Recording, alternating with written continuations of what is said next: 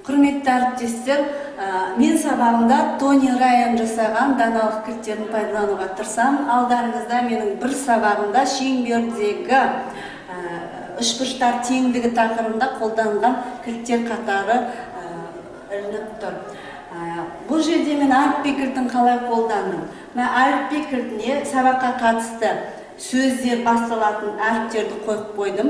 Содан кейін оқушылар кезекпен шықты да қалаған әрпін алып, және сол әріптен басталатын терминнің анықтамасын айтып өтті. Енді мен С деген әріпті алдым, яғни ол центр. Центр дегеніміз шеңбердің дәл ортасында орналасқан нүкте. Жақсы, келесі.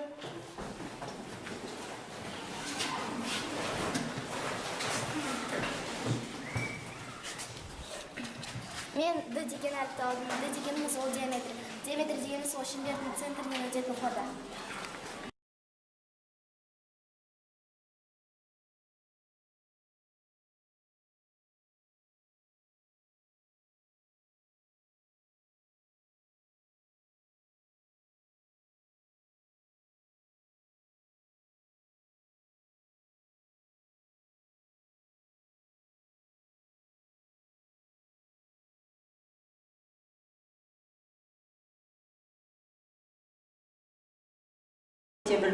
Ал қиыстыру кілтін қалай пайдаландым? Бұл қиыстыру кілтін тақырыпқа шығуда пайдаландым. Бұл жерде көріп тұрсыздар, екі шеңбердің қиылысуы. Яғни үйлеспейтін екі объекті және олардың ортақ сипаттамасын алып шығуға тырысты. Ал балалар тақырыпқа шығу үшін қиыстыру кілтін пайдаланды. Әліпби кілтінде қайда қайшалар? Шеңбер. Жақсы. Ал шеңберге қайта тұтадамыз. Ал енді ортада қиыстыруға қандай тақ керек деп ойлайсыз? Шеңбердегі үшбұрыштар. Тамаша, жақсы.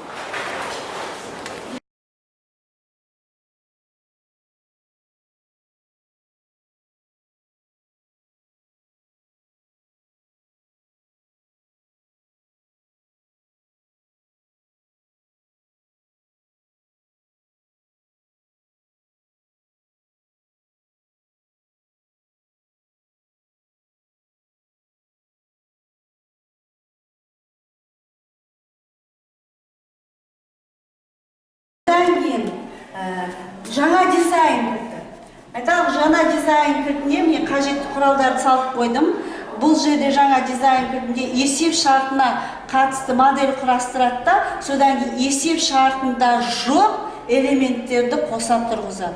Сол кезде бізде есептің жаңа моделі шығады. Ал конструктор кілтін қалай қолданамыз? Мұнда керісінше бізде кей есептер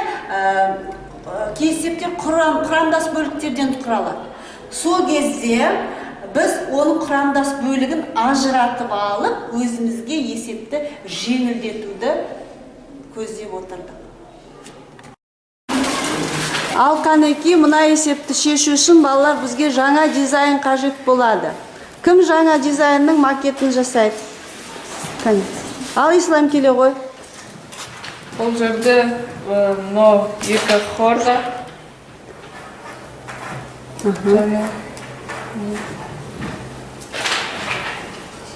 Яғни не жүргіздің сен? Екі хорда сосын диаметр. Дизайның сенің диаметрі тұр, жақсы.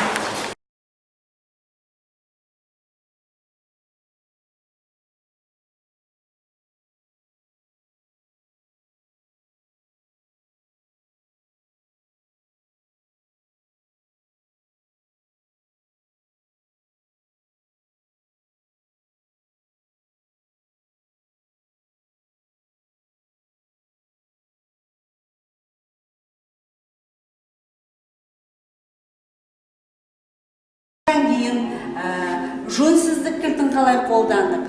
Оқушы дұрыс емес дүние айтуға тырысты, және оны дәлелдеуге тырысты, ал қалған сынып әрине оның дәлелдемесін жоққа шығарды. Сол кезде мен егерде кілтін пайдаландым. Ал егерде кілті сол тапсырманы авторы болған жағдайда қандай шартты қосар едің деген деген идеямен жүзеге асты. Сол кезде оқушылар мен былай істер едім деп өздерінің идеяларын көрсетті.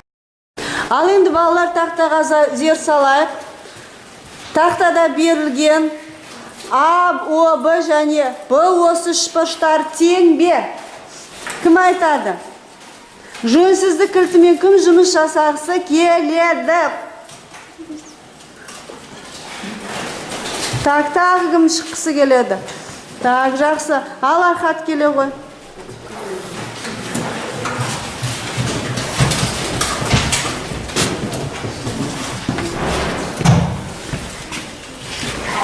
Мұнда Кілтіңді көрсетіп тұр.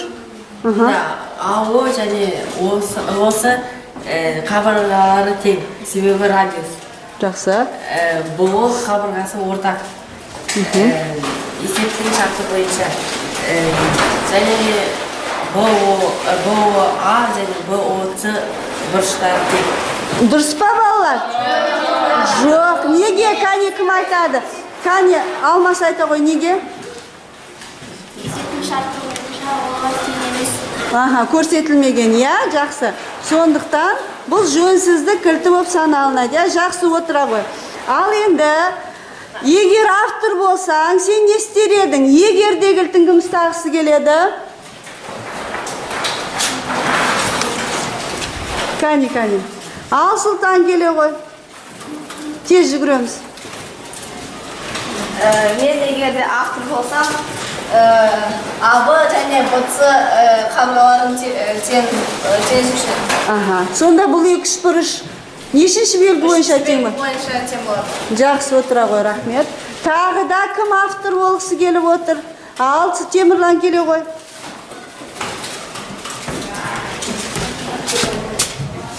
Егерде мен бұл есептің авторы болсам, онда мен АУБ бұғышы мен СУБ бұғышы деп тең деп жүрдім. Сол кезде қай теңдігі бойынша бұл екі үшбұрыш тең бе? Бірінші теңдік бойынша. Жақсы, рахмет. Одан кейін кемшіліктер кілтін қалай қолдандық? Кемшіліктер кілтін әр тапсырмадан кейін қолданып отырдым. Бұл жерде оқушылар өздерінің тапсырма орындау барысында өткізген, жіберген кемшіліктерін айтып отырды. Және онымен қатар жетістіктер кілтін қолданып отырдым. Бұл жерде де оқушылар тапсырманы орындау барысында қандай жетістіктерге қол жеткізді, соны санамалап айтып отырды. Менің бүгін сабағында маған уақыт жетпей қалды. Сол менің кемшілігім. Жақсы, тағы қандай кемшілік болды? Кімде кемшілік болды? Ал бере ғой Назымға.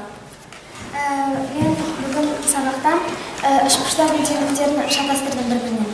Жақсы. Мен барлық тапсырманы дұрыс орындадым. Жақсы, тағы кімде қандай жетістік болды? Ал Ғазизға бере ғой. Мен уақытты ұтымды пайдаландым. Жақсы, тағы қандай жетістік болды? Ал Темірлан, кілт ұстай ғой. Менің бүгінгі жетістігім, мен суреттерді тамаша салдым. Жақсы.